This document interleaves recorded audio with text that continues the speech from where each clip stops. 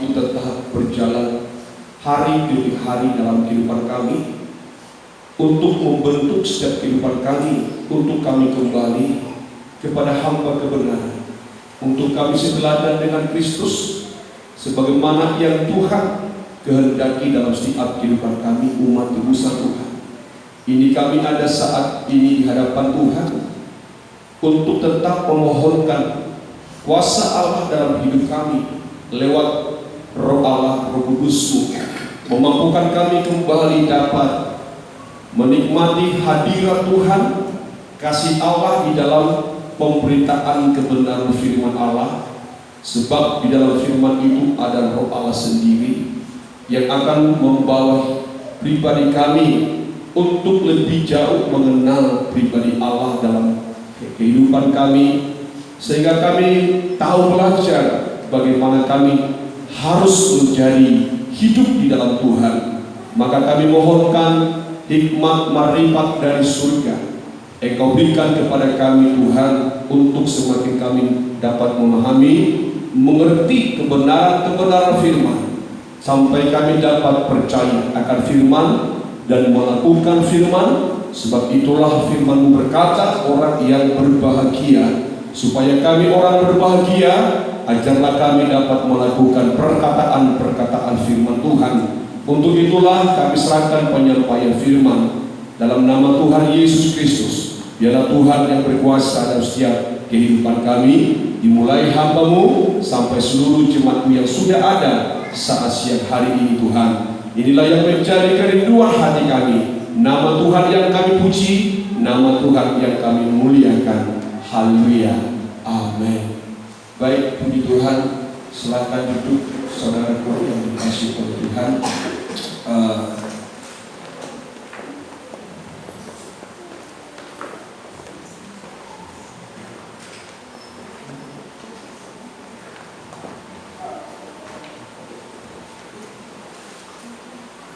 Kembali kami mengucapkan salam sejahtera, salam persekutuan dalam cinta kasih dari Tuhan kita Yesus Kristus, mempelai pria surga kita yang telah mendorong setiap hati kita untuk kita kembali sama-sama dapat menikmati kebaikan Tuhan, menikmati kasih Tuhan di dalam minggu yang sangat begitu bahagia, minggu yang sangat begitu menyenangkan hati kita. Sebab kita percaya dalam minggu ini kita dapat merasakan kembali kebaikan-kebaikan Tuhan lewat perpanjangan umur, baik juga lewat kesehatan.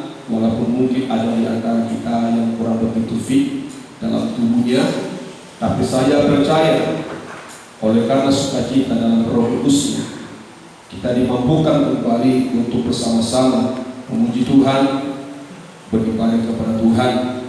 Dan juga kami merasakan saat ini dalam keadaan kurang sehat.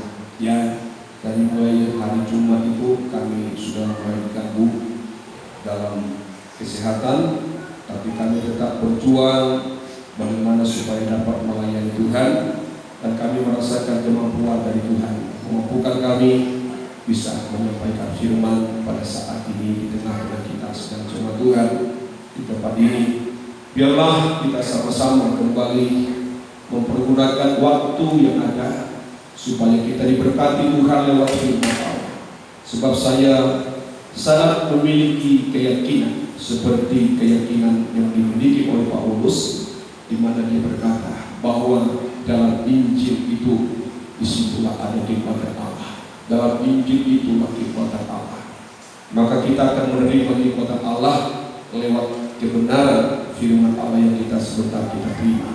Baik, kita masih melanjutkan tentang hal kerajaan Allah, kerajaan yang tidak tergoncangkan, yang dimana kita sudah mulai bahas beberapa kebaktian ibadah di dalam ibadah raya.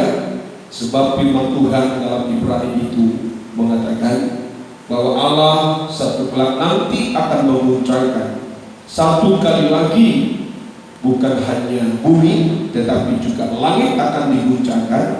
Semua itu akan menyatakan satu pembaharuan. Dan Tuhan katakan, kita yang telah menerima kerajaan yang tidak tergoncangkan, marilah kita beribadah dan bersukacita. Puji nama Tuhan.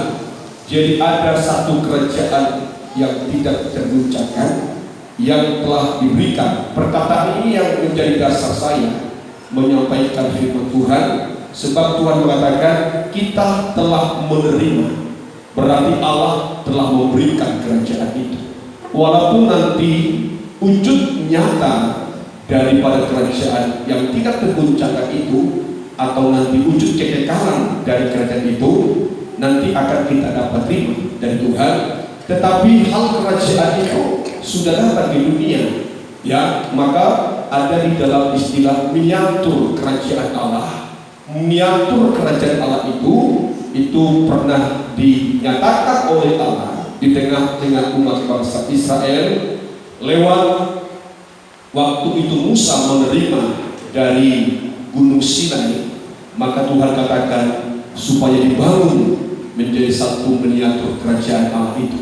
Nah, itu tabernakel, itu kemah suci. Nah, kita kembangkan itu kembali dalam perjanjian lama, kita kembangkan dalam perjanjian baru. Artinya kita masuk dalam makna yang rohani dalam perjanjian baru. Itu kerajaan Allah itu tidak lain dan tidak bukan, itu adalah firman yang dinyatakan, ya, firman yang dinyatakan oleh Allah.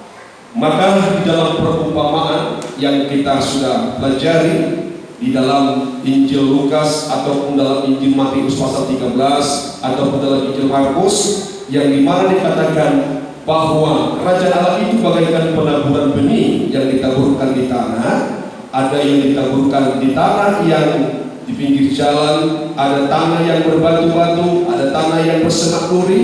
Tetapi juga Tuhan katakan ada tanah yang baik, yaitu tanah yang dapat bertumbuh benih itu sampai benih itu berbuah. Nah, minggu ini kita belajar tentang penaburan benih atau tentang hal kerajaan Allah yang ditaburkan di dalam tanah yang baik ataupun hati yang baik. Amin ya. Hati yang baik. Mari saya ajak kita kembali. Ini makanya firman Tuhan di dalam pergumulan ini kan rentetan. Jadi harus memang kita harus kita fokus supaya jangan kita nanti terlewatkan. Tetapi kita harus terus ikuti terus dengan baik supaya kita nanti dapat goalnya atau tujuan yang sesungguhnya. Baik ya. Sekarang kita masuk di dalam penaburan benih di tanah yang baik. Tuhan katakan akan bertumbuh 30, 60 dan juga 100 kali lipat. Ya, 30, 60 dan tidak 90 ya. Ya, jangan nanti lipat kali 30. Nah, tapi 100 kali lipat. Ya. Baik, kita akan baca ini dalam Matius 13 dalam ayat yang haleluya. Matius pasal 13 ayat 23. Perhatikan penaburan benih. Ya, kita sudah belajar tentang penaburan benih di tanah yang buruk, tetapi sekarang kita akan bahas tentang penaburan di tanah yang baik. Itulah hal kerajaan Allah. Ya, baik, kita baca. Puji nama Tuhan. Ya, teruskan. Yang ditaburkan di tanah yang baik adalah orang yang mendengar firman itu dan mengerti, dan karena itu ia berbuah. Ada yang 100 kali lipat, ada yang 60 kali lipat, ada yang 30 kali lipat. Yang ditaburkan di tanah yang baik adalah orangnya. Tanah itu kan bicara dengan hati, sebab penaburan tanah, Yesus menyinggung tentang tanah, tetapi kita langsung menangkap hati manusia karena dikatakan orang yang mendengar firman itu dan mengerti. Ya, jadi orang yang dikatakan penaburan benih di tanah yang baik itu adalah orang yang mendengar serta mengerti. Jadi kita harus mohon kepada Tuhan supaya kita diberikan hikmat, akal, kebijaksanaan untuk mengerti firman. Jangan kita beribadah dengan firman, tapi kita tidak mengerti firman. Kita bagaikan tanah yang tidak baik. Tetapi apa yang dikatakan dikatakan oleh firman Allah ini harus menjadi perlindungan bagi saya dan saudara. Kalau Yesus tadi berkatakan orang yang mendengar firman Allah serta mengerti akan firman Allah itu, itulah orang yang dibagaikan tanah yang baik ataupun hati yang baik, hati penaburan yang akan bertumbuh kebenaran firman. Nah, sekarang kita melihat di dalam pernyataan Yesus dalam perumpamaan yang mengatakan pertumbuhan dan buah yang dihasilkan tanah yang baik itu ada 30 kali lipat, ada 60 kali lipat, dan juga ada 100 kali lipat. Nah, kita sudah belajar hari Minggu itu, kita sudah membahas apa sesungguhnya yang dikatakan buah 30, 60, dan 100 kali lipat itu. Kita lihat dalam pernyataan Paulus dalam 1 Korintus pasal 13 ayat yang ke-13, ya. Dalam 1 Korintus pasal yang ke-13 ayat yang ke-13, nanti supaya kita dapat mengalihkan kepada miniatur kerajaan Allah itu. Ya, kita dapat nanti membahas dalam miniatur kerajaan Allah, yaitu tabernakel, kemah suci Allah. Ya, kita coba lihat di dalam 1 Korintus pasal yang ke-13 ayat yang ke-13. Puji nama Tuhan. Ya, Demikianlah tinggal ketiga hal ini, ya, yaitu iman, terus pengharapan, ya, dan kasih. ya, terus ya. Dan yang paling besar di antaranya ialah Ya, kasih. yang menguatkan hati saya bahwa itu dikaitkan dengan 1 Korintus pasal 13, buah 30 kali lipat, 60 kali lipat, dan 100 kali lipat. Perkataan Paulus yang mengatakan yang paling besar di antaranya adalah kasih. Nah, iman 30 kali lipat, pengharapan 60 kali lipat, dan kasih itu 100 kali lipat. Hal yang terbesar. Nah, saya tadi mengatakan kita kaitkan itu di dalam menyatu kerajaan Allah. Coba kita lihat di dalam skep tabernakel itu posisi 30 dan posisi 60 sampai posisi 100 kali lipat itu. Nah, itulah buah yang harus bertumbuh di dalam kehidupan saya dan saudara. Kalau kita menunjukkan pribadi kita menjadi satu pribadi tanah yang baik, yang dapat firman itu bertumbuh dengan maksimal sampai firman itu bisa berbuah-buah di dalam kehidupan kita, maka kita harus kembali melihat kepada iman, pengharapan, dan kasih yang ada di dalam kehidupan kita. Jadi orang Kristen itu bukan bicara yang lain. Kristen itu bicara iman, Kristen itu bicara pengharapan, Kristen itu bicara dengan kasih. Kalau kita benar menyadari hidup kita itu siapa sesungguhnya di hadapan Allah. Nah, kalau kita akan berkata angka 30 berbuah 30 kali lipat, itu bicara tentang iman. Kita sudah belajar iman yang bagaimanakah yang memiliki nilai 30 itu. Banyak iman. Semua orang Kristen beriman. Ada iman keturunan, ada iman dengar-dengaran. Tapi yang apa yang dikatakan iman, yang dikatakan buah 30 kali lipat, iman yang memiliki dasar yang sebenarnya, yaitu iman yang oleh karena Injil Kristus, firman Allah yang hidup, sehingga kita memiliki buah. Apa itu buah? Buah pertobatan. Ini buah pertobatan. Mesbah korban ini kan buah pertobatan. Mengapa saya mengatakan ini buah pertobatan? Sebab di sini kita dipanggil oleh Tuhan untuk mengalami penebusan lewat jalan Kristus, untuk mengalami kita suatu pertobatan dari manusia lama menjadi manusia baru, sampai nanti kita berkarakter manusia baru. Itu nilai iman dalam angka buah 30 itu. Jadi iman itu bukan hanya sekedar percaya pada Yesus, ya percaya, tapi tidak ada nilai pertobatan. Itu tidak masuk hitungan buah dari firman. Kan tadi buah itu kan buah firman, buah begitu itu yang berbuah. Nah, buahnya apa? Pertobatan.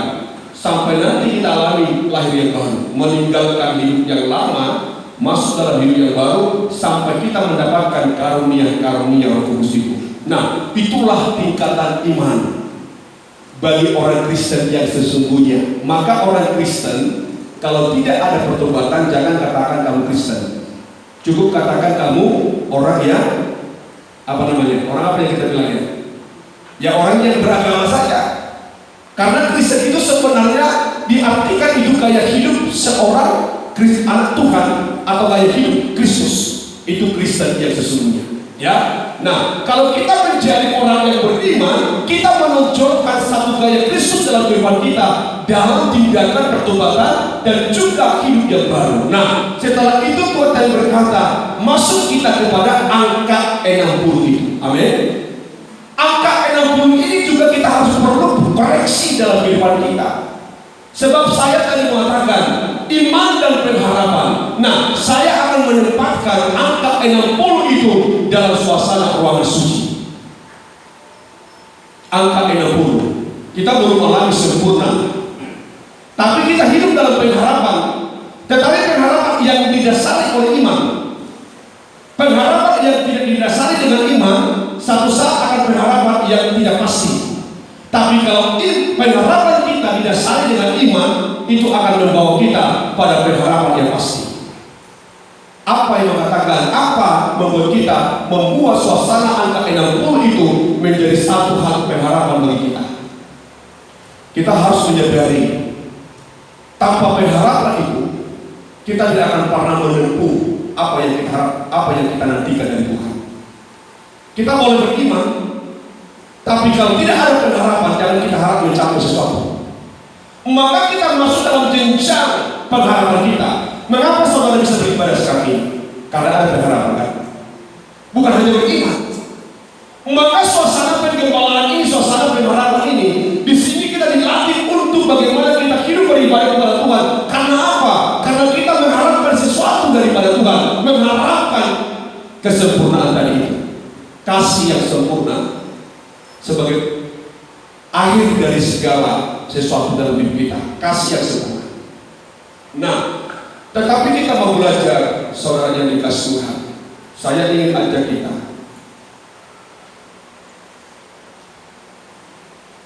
saya bicara pengharapan, tetapi kalau bicara dalam skep tabernakel ini, pengharapan yang bagaimanakah yang bisa dikatakan menjadi satu bilangan angka 60 itu.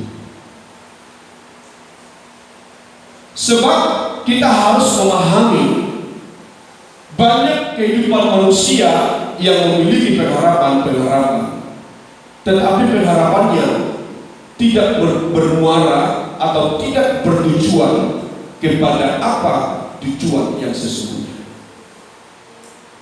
Maka kita harus belajar kembali melihat kepada pengharapan kita. Pengharapan kita harus menjadi satu pengharapan yang pasti. Tadi saya katakan, suasana ruangan suci bicara pengharapan pasti.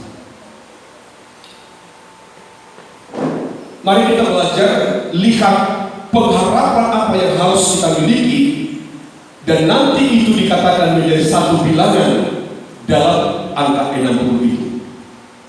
Kan gitu ya, angka 60 itu. Nah, coba kita lihat dalam Roma pasal 8 ayat yang ke-24, supaya nanti kita bicara tentang pilih firman. Semua itu firman. Ya, semua firman. Yuk, kita lihat di dalam Roma pasal yang ke-8 ayat yang ke-24. Roma pasal yang ke-24 ayat yang ke berapa tadi? Saya kurang apa ini? Kurang ya. Yuk, coba kita baca itu berapa tadi, Pak? Roma 8 ayat 24. Roma 8 ayat yang ke-24. Perhatikan, ya. Sebab kita diselamatkan dalam pengharapan.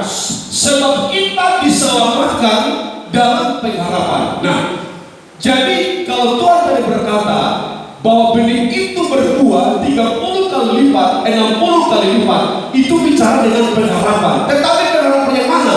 Yang dikatakan buah itu berbuah 60 kali lipat. Itu pengharapan ya. Pengharapan ya. Pengharapan. Baca ini. Kita baca ini. Jangan hanya dengar, baca. Gitu.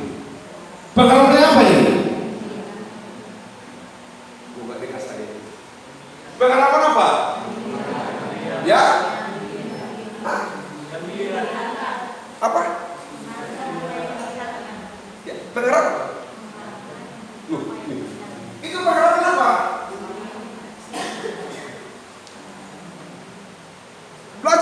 kita kan.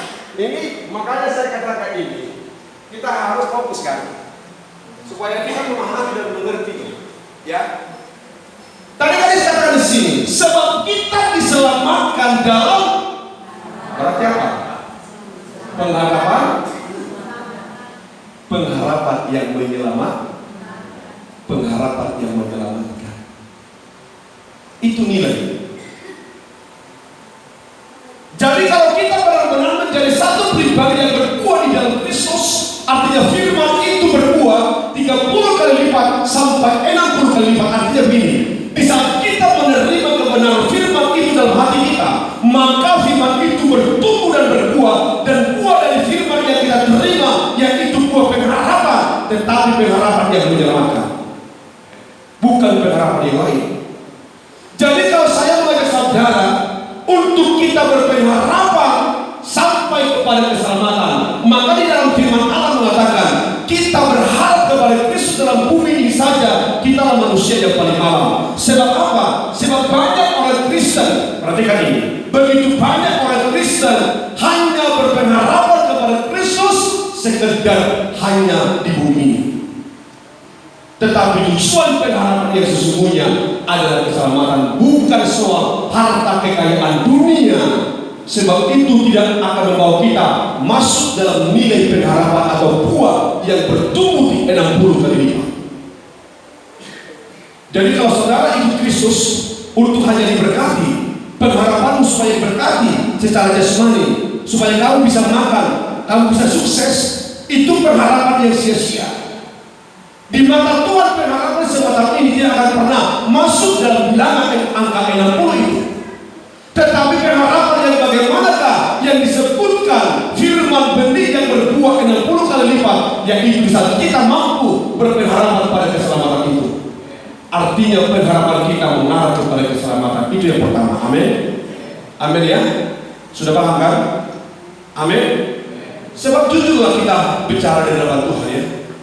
Sebab seringkali kita mau datang ke gereja, tujuan kita apa? Supaya aku diberkati Tuhan, usahaku diberkati oleh Tuhan, ternakku diberkati oleh Tuhan, pekerjaanku diberkati Tuhan. Itu harapan yang sia-sia. Kita tidak butuh pengharapan semata itu dari Tuhan seperti yang dikasih oleh Tuhan. Saya mau katakan, terlalu kecillah pengharapan orang jika ia berharap akan Kristus hanya sebatas kebutuhan duniawi. Tapi batas pengharapan saya saudara, hidup yang kekal, keselamatan untuk selama-lamanya. Amin. Itu yang dikatakan Paulus itu. Orang yang berharap akan Kristus di dalam dunia ini hanya sebatas di dalam dunia ini, dialah orang yang paling dia yang paling malang. Maka kalau gereja sidang jemaat Tuhan, umat Tuhan hanya berpengharapan kepada Kristus soal makan dan minum, harta kekayaan jasmani dan lahiriah diberkati oleh Tuhan, saudaralah menjadi Kristen yang paling malang di antara dunia ini. Itu yang artinya pengharapan akan keselamatan. Amin. Kedua, pengharapan yang bisa kita sebut menjadi satu pengharapan yang bernilai 60 atau benih yang berbuah 60 kali lipat itu. Tadi saya katakan benih yang berbuah 60 kali lipat itu pengharapan. Tapi pengharapan yang bagaimana?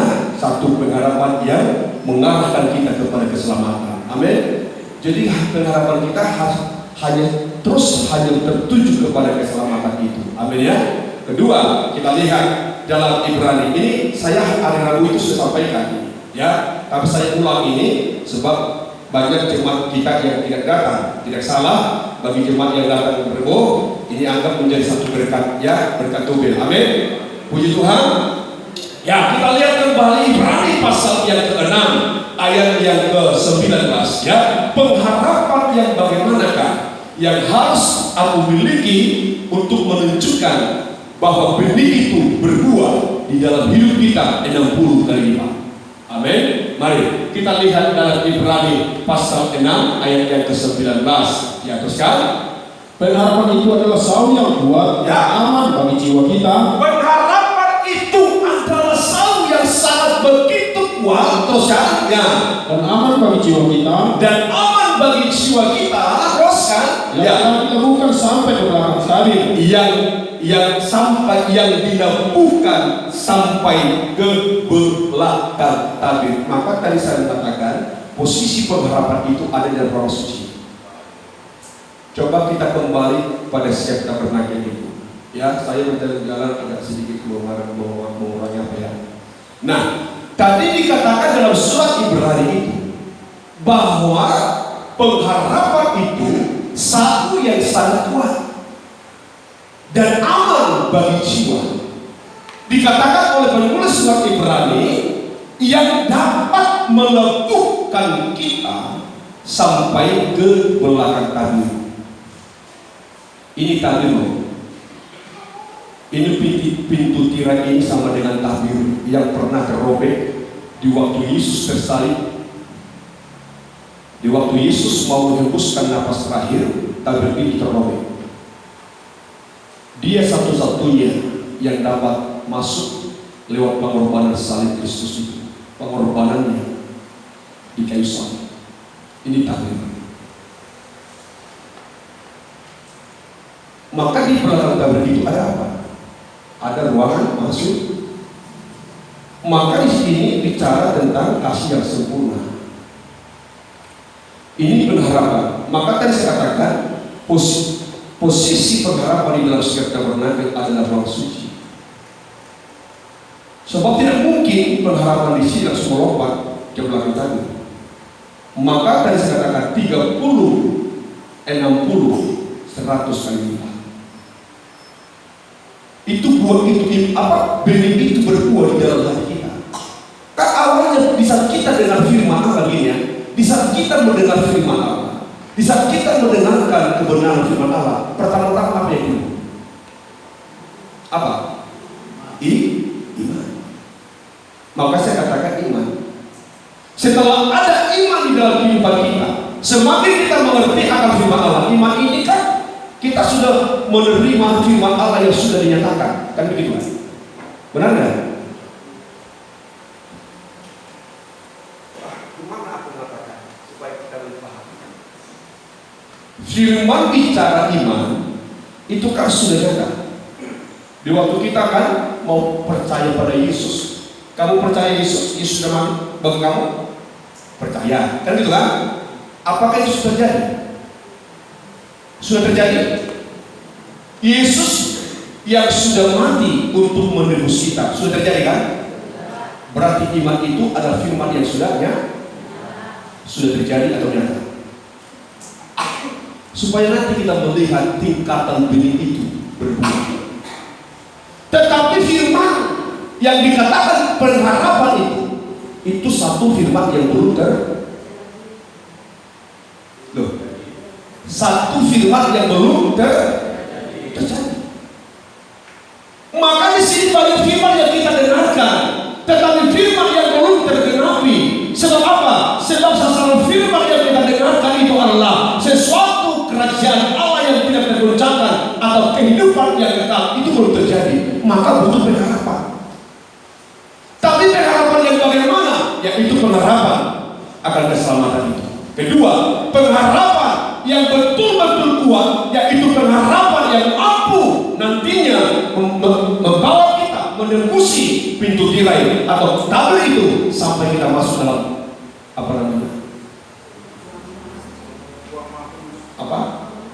ruang mahfuz itu.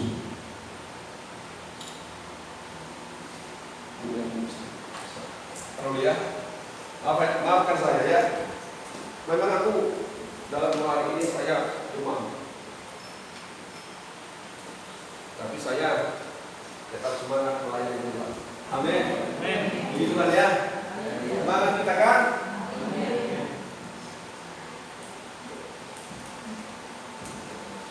Oke.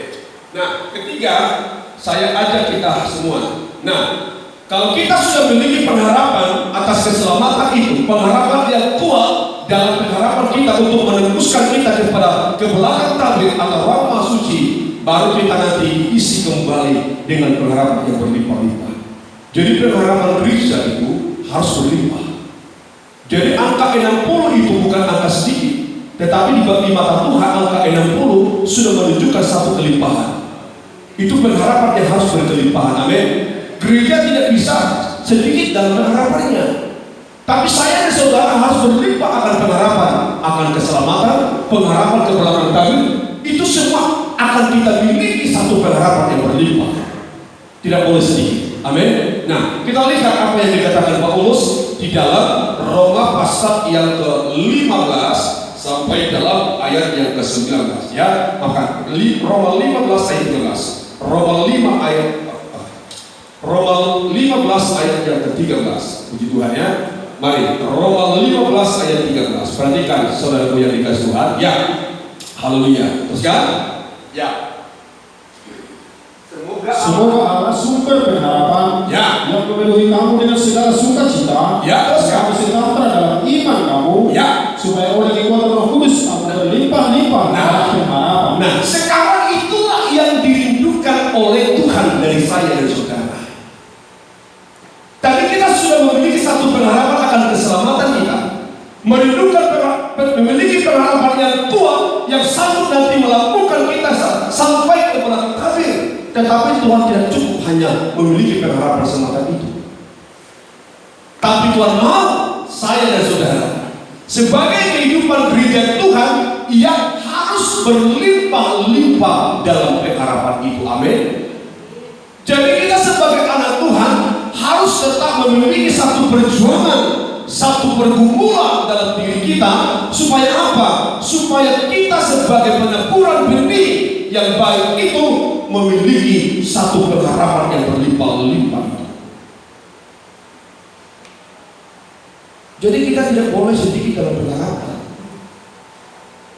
Kalau kita semakin berlimpah dalam pengharapan, kita akan semakin yakin apa yang kita harapkan akan semakin kita terima dalam hidup kita. Karena semua pengharapan ini kan tentang janji.